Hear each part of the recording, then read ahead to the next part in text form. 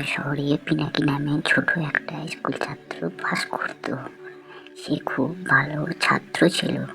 সে সবসময় খুব ভালো পড়াশোনা করার চেষ্টা করত। একদিন শীতের সকালে প্রতিদিনের মতো স্কুলে যাচ্ছিল সে রাস্তার ধার ধরে। হঠাৎ রাস্তার ধারে একটা কুকুরকে পড়ে থাকতে দেখলে তার দিকে এগিয়ে যায় সে। সে দেখল কুকুরটি প্রচন্ড ঠান্ডায় ও শীতের জ্বালায় কাঁপছে।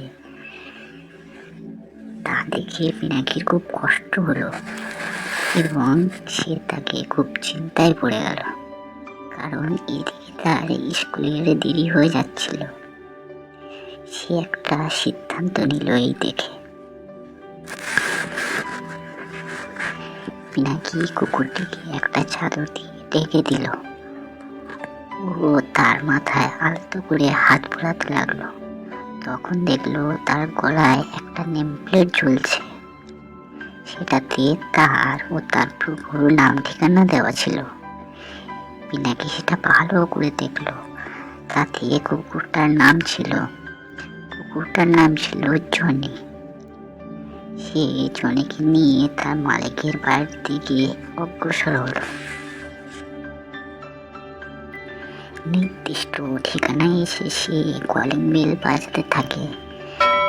এমন সময় বাড়ির ভেতর থেকে এক মহিলা বেরিয়ে এলো। পিনাকি তাদের জনিকে ফিরিয়ে দিল। তারা খুব আনন্দিত হলো ও পিনাকিকে অনেক ধন্যবাদ দিল। তারপর পিনাকি স্কুলের পথে পাড়ি দিল। ক্লাসে এলে মাস্টার মশাই তার দেরি হওয়ার কারণ জানতে চায়। পিনাকি সব ঘটনা স্যারকে বুঝিয়ে বলল।